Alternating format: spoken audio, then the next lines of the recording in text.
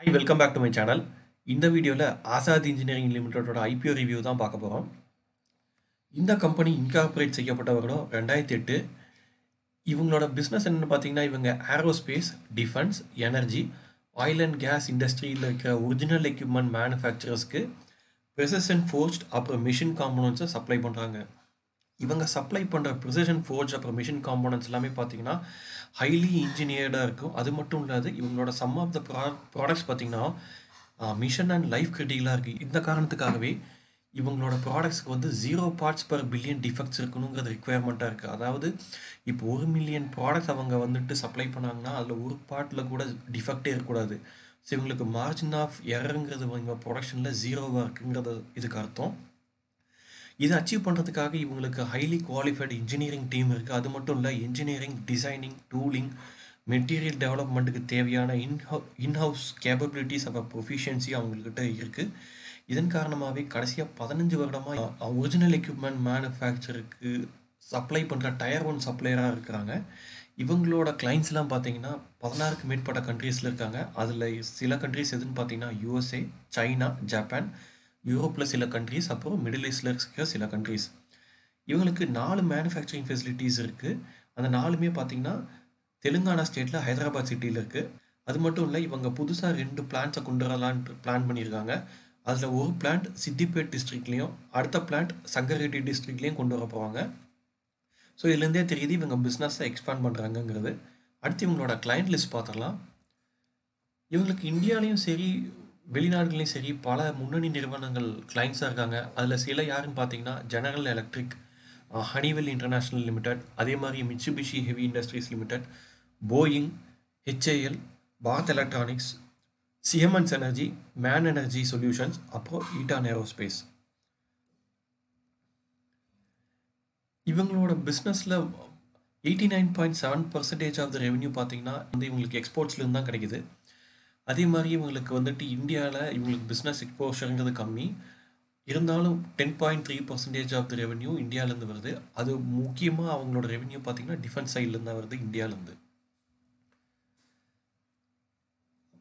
அதே மாதிரி revenue by sector பார்த்தீங்கன்னா ஃபினான்ஷியல் இயர் 2023 இவங்களோட ரெவென்யூவில் 87% பார்த்தீங்கன்னா எனர்ஜி செக்டர்லேருந்தும், 9% ஏரோஸ்பேஸ் அண்ட் டிஃபென்ஸ் செக்டர்லேருந்தும், பாக்கி 4% பார்த்தீங்கன்னா ஆயில் அண்ட் கேஸ் செக்டர்லேருந்து மட்டும் வருது.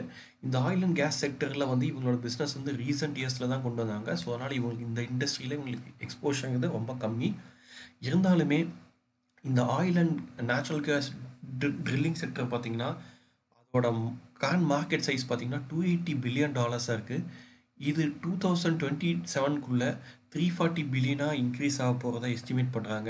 So oil and natural gas இண்டஸ்ட்ரியிலேருந்து இண்டஸ்ட்ரி க்ரோ ஆகும்போது அவங்களோட கிளைண்ட்டோட பிஸ்னஸ் க்ரோ ஆகும். அதே சமயத்தில் அவங்க கிளைண்ட்கிட்ட இருந்து ஆசாத் இன்ஜினியரிங் லிமிடெடுக்கு வர பிஸ்னஸும் க்ரோ ஆகும். ஸோ அதனால் இவங்களுக்கு ஃப்யூச்சரில் ஆயில் அண்ட் நேச்சுரல் கேஸ் செக்டரில் ஒரு நல்ல பிஸ்னஸ் இருக்குது. அதே மாதிரியே ஏரோஸ்பேஸ் அண்ட் டிஃபென்ஸ் செக்டர் பார்த்திங்கன்னா அதோட இன்றைக்கி கரண்ட் மார்க்கெட் சைஸ் $990 பில்லியன் இருக்குது. இது 2027க்குள்ளே $1500 பில்லியன் உயரும்னு எஸ்டிமேட் பண்ணியிருக்காங்க. இதில் முக்கியமான விஷயம் என்னென்னு பார்த்தீங்கன்னா போயிங் அண்ட் ஏர்பஸ் இந்த 2 இண்டஸ்ட்ரீஸ் கிட்டத்தட்ட 90% ஆஃப் கமர்ஷியல் ஏரோஸ்பேஸ் மார்க்கெட் ஷேரே இருக்குது. நீங்கள் எந்த ஃப்ளைட்டில் நீங்கள் ட்ராவல் பண்ணிங்கனாலும் அது எய்தர் ஏர்பஸ் இல்லாட்டி போயிங்காக தான் இருக்கும். ஸோ கமர்ஷியல் ஏர்ஸ்பேஸில் கிட்டத்தட்ட 90% பிஸ்னஸ் இவங்ககிட்ட இருக்குங்கும்போது இந்த இண்டஸ்ட்ரிக்கு ஒரு பெரிய குரோத் இருக்குது. இந்த 2 கம்பெனியுமே வந்து ஆசாத் இன்ஜினியரிங் லிமிட்டடோட 2 முக்கியமான கிளைண்ட்டாக இருக்காங்க ஏரோஸ்பேஸ் இண்டஸ்ட்ரியில். ஸோ இப்போ இந்த கம்பெனிஸ் டெவலப் ஆகும்போது ஆசாத் இன்ஜினியரிங் லிமிட்டடும் பெரிய லெவலில் ஃப்யூச்சரில் குரோ ஆகுங்கிறதுல எந்த சந்தேகமும் கிடையாது. அதே மாதிரி டிஃபென்ஸ் செக்டரில் இந்தியாவில் இவங்களுக்கு ஒரு சைஸபிள் எக்ஸ்போஜர் இருக்குது. கவர்மெண்ட் ஆஃப் இந்தியா பார்த்தீங்கன்னா ரீசெண்ட் இயர்ஸில் வந்து ஆத்ம நிர்பர் பாரத்னு ஒரு கேம்பெயின் கொண்டு வந்தாங்க. அதாவது என்னென்னா தேவையில் நம்மளே உற்பத்தி பண்ணி பூர்த்தி செய்யறதுக்கிறது தான் இதோட அர்த்தம். இதை ஊக்குவிக்கும் விதமாக PLI ஸ்கீம் கொண்டு வந்தாங்க. இதனால் பல்வேறு செக்டரில் இருக்கிற பல்வேறு கம்பெனிஸ் இதனால் பயனடைஞ்சாங்க. அதில் குறிப்பாக டிஃபென்ஸ் செக்டர்லேருந்து HAL, பாரத் எலக்ட்ரானிக்ஸ் போன்ற கம்பெனிஸ் வந்து பெருமளவில் பயனடைஞ்சாங்க. அது மட்டும் இல்லை, இந்தியா மாதிரியான கண்ட்ரீஸ்க்கு பாகிஸ்தான், சைனா போன்ற கண்ட்ரீஸ்கிட்ட இருந்து த்ரெட்டுங்கிறது வந்து காலங்காலமாக இருந்துக்கிட்டே இருக்குது.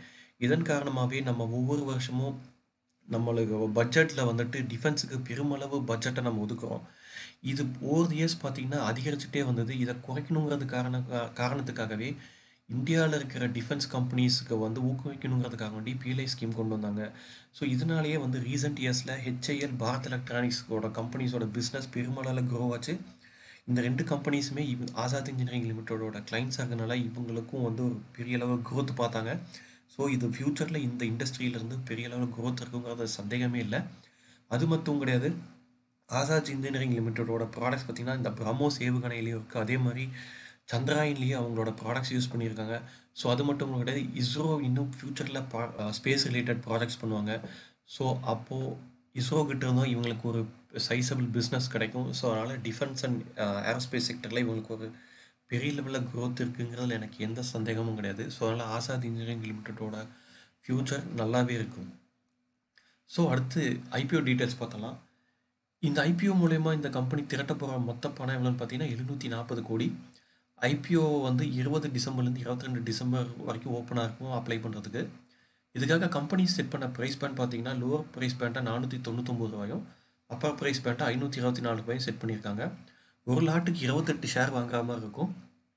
ஒரு லாட் வாங்குறதுக்காக நம்ம 14,672 ரூபா செலவு பண்ணுற மாதிரி இருக்கும் அப்பர் ப்ரைஸ் பேண்டில் நீங்கள் அப்ளை பண்ணிங்கன்னா. ஷேர் அலாட்மெண்ட் டேட் பார்த்தீங்கன்னா 26 December, refund date 27 December, listing date 28 December. டோட்டலாக இந்த இஷ்யூவில் 46 லட்சம் ஃப்ரெஷ் ஷேர் இஷ்யூ பண்ணுறாங்க. அது மட்டும் இல்லை 95 லட்சம் ஷேர்ஸ் வந்து ஆஃபர் ஃபார் சேலுக்கும் விடுறாங்க. இன்னித்து தேதியில் இந்த ஷேரோட கரண்ட் கிரே மார்க்கெட் ப்ரீமியம் எவ்வளோவா இருக்குதுன்னு பார்த்தீங்கன்னா 440 ரூபாயா இருக்குது. அப்பர் ப்ரைஸ் பேண்ட்லேருந்து பார்த்தீங்கன்னா ஒரு ஷேரோட ப்ரைஸ் இன்றைக்கி 964 ரூபாயா இருக்குது கிரே மார்க்கெட்டில். அடுத்த அப்ஜெக்டிவ் ஆஃப் த இஷ்யூ என்னென்னு பார்த்தலாம். ஃப்ரெஷ் இஷ்யூ மூலிமா கிடைக்கிற பணத்தை வச்சு அவங்க ஒர்க்கிங் கேபிட்டலுக்கு தேவையான பணத்தையும் அதே மாதிரியே பிஸ்னஸ்க்காக எடுத்த லோன்ஸை பார்ஷியலாகவோ இல்லை ஃபுல்லாகவோ வந்து ரீபே பண்ணுறதுக்காகவும் யூட்டிலைஸ் பண்ணிப்பாங்க. அதே மாதிரி ஜென்ரல் கார்பரேட் பர்பஸுக்காகவும் யூஸ் பண்ணிக்க போகிறாங்க. அடுத்து கம்பெனியோட ஃபினான்ஷியல்ஸ் எப்படி இருக்குன்னு பார்த்தலாம். 2021 பார்த்தீங்கன்னா இந்த கம்பெனியோட ரெவென்யூ 125 crores இருந்தது. அது 2022 199 இம்ப்ரூவ் ஆகிருக்கு. 2023 பார்த்தீங்கன்னா 261 இருக்குது. அதுவும் இல்லாமல் 2023 மார்ச்லேருந்து செப்டம்பருக்குள்ளே பார்த்தீங்கன்னா அவங்களோட ரெவென்யூ வந்து 169 இருக்குது. ஸோ ரெவென்யூங்கிறது சாலிடாக இன்க்ரீஸ் ஆகிருக்கு. அதே மாதிரி ப்ராஃபிட் ஆஃப்டர் த டேக்ஸ் பார்த்தீங்கன்னா 2023 ஃபினான்ஷியலில் 11.50 ஆகும். 2022 29.46 வந்திருக்கு. 2023 ஒரு சின்ன டிப்பாக இருக்குது, லெஸ் தேன் 10 crores போயிருக்கு. இருந்தாலும் 2023 அதாவது மார்ச்லேருந்து செப்டம்பர் இந்த 6 மாதத்துக்குள்ளேயே பார்த்தீங்கன்னா அவங்க ரெவென்யூ 26 crores இம்ப்ரூவ் ஆகிருக்கு. ஸோ இதுலேருந்தே தெரிஞ்சுக்கலாம் பிஸ்னஸ் இஸ் பேக் டு நார்மல்னு.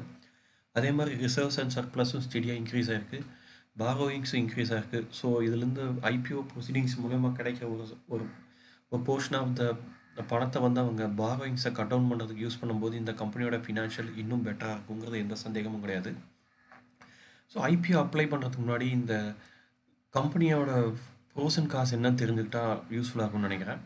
வந்துட்டு ஒரு ஃபோர்ஜிங் இண்டஸ்ட்ரியில் ஒரு நீஷ் பிளேயராக இருக்காங்க. அது மட்டும் இல்லாமல் டிஃபென்ஸ் செக்டரில் இருக்கிற சில முக்கியமான கம்பெனிஸ்க்கு வந்துட்டு கீ காம்போனன்ட்ஸை சப்ளை பண்ணுற சப்ளையராக இருக்கிறதுனால வந்து இவங்க லிட்ரலி ஒரு மோனோபோலியாக இருக்காங்க இந்த இண்டஸ்ட்ரியில். அது மட்டும் இல்லாமல் ரீசெண்ட் இயர்ஸில் பார்த்திங்கன்னா டாப் லைனில் வந்து ஒரு ஸ்டெடி க்ரோத் பீரியடாக போஸ்ட் பண்ணியிருக்காங்க. இவங்களோட பிஸ்னஸ் பார்த்திங்கன்னா ஒரு டைவர்சிஃபைடு பிஸ்னஸாக இருக்குது. அது மட்டும் இல்லை, இவங்களுக்கு பல முன்னணி கம்பெனிஸும் வந்து இவங்களுக்கு இந்தியாவிலையும் சரி ஓவர்சீஸ்லேயும் சரி கிளைண்ட்ஸாக இருக்கிறதுலேருந்தே தெரியுது இவங்களோட கிளைண்ட்ஸ் பேஸ் ரொம்ப ஸ்ட்ராங்காக இருக்குன்னு. கான்ஸாக என்னென்னு பார்க்குறேன்னா, இவ்வளோ நல்ல கம்பெனிக்கு அவங்களோட மேனுஃபேக்சரிங் ஃபெசிலிட்டியும் சரி ரெஜிஸ்டர்ட் ஆஃபீஸும் சரி இது எதுவுமே பார்த்தீங்கன்னா லேண்ட் பார்சலில் தான் இருக்குது. அதாவது லேண்ட் பார்சல்னால் வந்து இவங்க வந்து லீஸு தான் எடுத்து அந்த இடத்துல அவங்க பிஸ்னஸ் பண்ணிருக்காங்க. ஸோ இப்படி ஒரு நல்ல கம்பெனிக்கு வந்துட்டு ஏன் வந்துட்டு அவங்களுக்குன்னு ஓன் லேண்டில் வந்துட்டு ஒரு கார்பரேட் ஆஃபீஸையோ ஒரு மேனுஃபேக்சரிங் ஃபெசிலிட்டியோ கொண்டு வர முடியலங்கிறது தான் ஒரு புரியாத புதிராக இருக்குது. இது ஒரு நெகட்டிவான விஷயமா பார்க்குறேன். அதே மாதிரி இவங்களுக்கு தேவையான ரா மெட்டீரியல் பிளான்ட் மிஷினரி காம்போனன்ட்ஸுக்கு வந்து ஹெவியாக அவங்க தேர்ட் பார்ட்டி தான் டிபெண்ட் பண்ணியிருக்காங்க. அது மட்டும் இல்லை, இவங்களோட பிளான்ஸ் எல்லாமே இப்போ ஹைதராபாத்தில் தான் இருக்குது. சப்போஸ் அந்த இடத்துல ஒரு நேச்சுரல் கெலாமிட்டிஸ் வரும்போதோ இல்லை அந்த ஏரியாவுக்கு வந்து அவங்க இண்டஸ்ட்ரி இருக்கிற இடத்துக்கு வந்துட்டு சப்ளை கட் ஆகும் பட்சத்தில் வந்துட்டு அவங்களோட ஆப்ரேஷனுக்கு டோட்டலாக வந்துட்டு அப்படியே ஸ்டாண்ட் ஸ்டில் ஆகிறதுக்கு சான்சஸ் இருக்குது. ஸோ இந்த மாதிரி சமயத்தில் வந்துட்டு அவங்களோட பிஸ்னஸ் ஆப்ளிகேஷனை வந்து ஃபுல்ஃபில் பண்ண முடியுமாங்கிறது ஒரு சின்ன டவுட் தான். இதே இவங்களோட மேனுஃபேக்சரிங் ஃபெசிலிட்டிஸ் வந்து தெலுங்கானாலே வெவ்வேறு இடத்துல இருந்துன்னா கூட வந்துட்டு ஒரு இடத்துல ப்ராப்ளம் இருந்தால் கூட இன்னொரு இடத்துல அவங்க மேனுஃபேக்சர் பண்ணி சப்ளை பண்ண முடியும். ஸோ எல்லாமே ஒரே இடத்துல இருக்கிறது வந்து ஒரு சின்ன நெகட்டிவான விஷயமா பார்க்குறேன். மற்றபடி இது ஒரு சூப்பரான கம்பெனி. இந்த கம்பெனியோட கிரே மார்க்கெட் ப்ரீமியம் பார்த்தாலே தெரியும் இந்த கம்பெனிக்கு எந்தளவு டிமாண்ட் இருக்குன்ட்டு. ஸோ ஐபிஓ அப்ளை பண்ணுற எல்லாத்துக்கும் all the best. I hope you are enjoy the video. இந்த வீடியோ பற்றி உங்களுடைய கருத்துக்களை கமெண்ட் செக்ஷனில் சொல்லுங்கள். மீண்டும் வேறு ஒரு வீடியோவில் சந்திக்கலாம். அது வரைக்கும் பாய் பாய்.